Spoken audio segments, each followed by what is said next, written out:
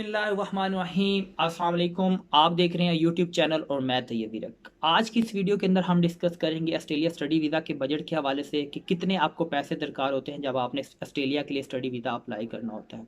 हमने पिछली वीडियो के अंदर डिस्कस किया था वो तमाम स्टेप जिनको आप अडाप्ट कर कर आप अपनी वीज़ा को आसानी से फ़ाइल कर सकते हैं। हमने ऑफ़र लेटर से लेकर हमने एम्बेसी के अंदर फ़ाइल लॉन्च करने तक वो तमाम के तमाम स्टेप को डिस्कस किया था। अगर आपने वो वीडियो नहीं देखी तो आप पहले जाकर वो वीडियो देख लीजिए, तब जाकर आपको ऑस्ट्रेलिया का बजट कैलकुलेट करने में आसानी होगी। वीडियो को लाइक कर दीजिएगा और चैनल को सब्सक्राइब कर दीजिएगा। तो आइए चलते हैं वीडियो की जानिब।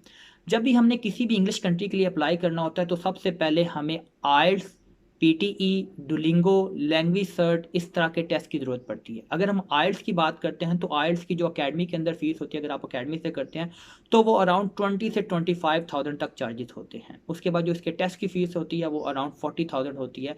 इसको कंप्लीट करने के बाद आपके अराउंड 70 to 80,000 जो होती है आपकी आइल्स के ऊपर इन्वेस्टमेंट आ जाती है। उसके बाद जो सेकंड स्टेप होता है वो आपका होता है कि आपने कंसल्टेंट को चूज़ करना होता है। अगर हम बात करते हैं अच्छी कंसल्टेंसी की किसी भी कंट्री के लिए तो उनके जो कंसल्टेंसी चार्जेस होते हैं वो ज़ीरो होते हैं। उनके कोई कंसल्टेंसी चार्जेस नहीं होती फ्रॉम फर्स्ट स्टेप से लेकर आपके एम्बेसी के अंदर वीज़ा फाइल करने तक, इवन आपके ट्रैवल करने तक उनके कोई कंसल्टेंसी चार्जेस नहीं होते। अगर हम लोकल सिटीज़ के अंदर बात करते हैं तो उन कंसल्टेंट की जो फ़ीस होती है वो अराउंड 30 से लेकर 50,000 तक होती है।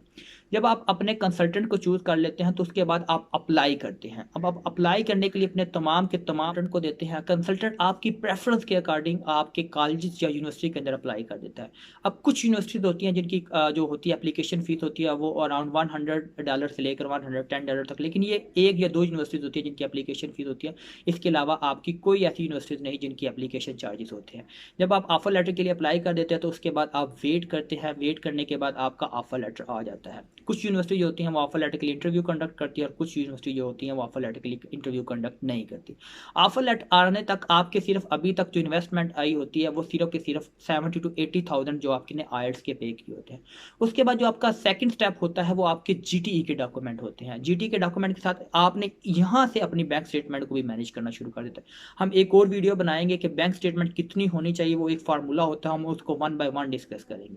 जब आपने ऑफर लेटर निकलवा लिया, अब आपने जीटी के तमाम डॉक्यूमेंट अरेंज करने होते हैं। उसके ऊपर अगर आप किसी वकील से बनवाते हैं या किसी से भी बनवाते हैं तो उसके ऊपर जो चार्जेस होते हैं वो वेरी करते हैं। वो 30,000 से लेकर 50,000 तक आपके जीटी के डॉक्यूमेंट, उसके अंदर तमाम के तमाम डॉक्यूमेंट आ जाते हैं। आपका पोलियो सर्टिफिकेट आ जाता है, आपके तमाम जो फ़र्द आपने निकलवाने होते हैं, आपने और तरह तरह की चीज़ें होती हैं, वो उनको मिलाकर आप अपने माइंड के अंदर 30 से 50,000 का आइडिया ज़रूर रखें।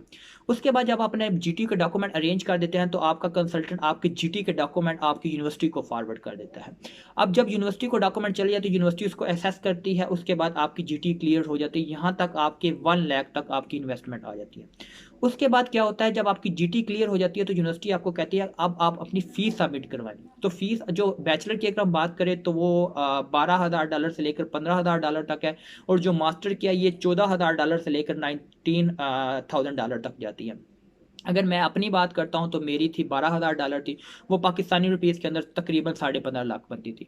उसके साथ आपने हेल्थ इंश्योरेंस भी पे करनी होती है। जो 2 साला मेरा मास्टर का वीज़ा था तो उसके लिए मेरी जो हेल्थ इंश्योरेंस थी वो मैंने एएच ऑस्ट्रेलियन हेल्थ की ली थी।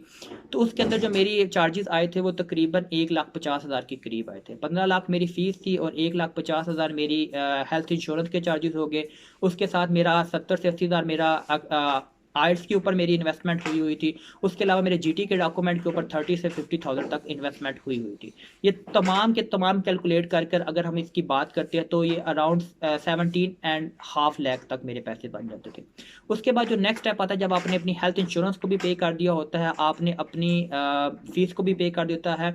उसके बाद जो नेक्स्ट स्टेप आता है वो आप यूनिवर्सिटी आपको सीओई देती है। तो यूनिवर्सिटी की सीओई अगर हम जनरेट करते हैं तो वो आपकी जब उनको फ़ीस मिल जाती है, आपकी हेल्थ इंश्योरेंस उनको मिल जाती है तो आपको सीओई दे देते हैं।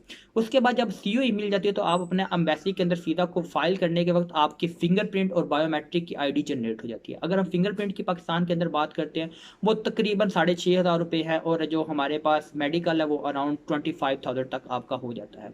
तो ये आपने अपने माइंड के अंदर ये इसका आइडिया रखना है। ये तकरीबन 35 तक आपके ये भी पैसे आ जाएंगे। मतलब आपका 17.5 लाख आपका पहले इन्वेस्टमेंट हुई थी, अब 35, मतलब आप इसको रैंडमली अगर करते हैं तो आपका आपका 18 लाख आपका यहाँ तक बन जाता है। उसके बाद आपने क्या करना होता है, आपने अपनी जो एम्बेसी के अंदर फाइल होती है उसकी एक फ़ीस होती है जो कि नॉन रिफंडेबल होती है, वो तकरीबन 90,000 रुपये बनती है। इसको हम रैंडमली करके 1 लाख करते हैं। टिकट करवानी होती है जो कि पाकिस्तानी रुपीज़ के अंदर तकरीबन 1.5 लाख तक बनती है। उसके बाद आपने शॉपिंग वगैरह करनी होती है, 20 लाख के करीब बन जाता है।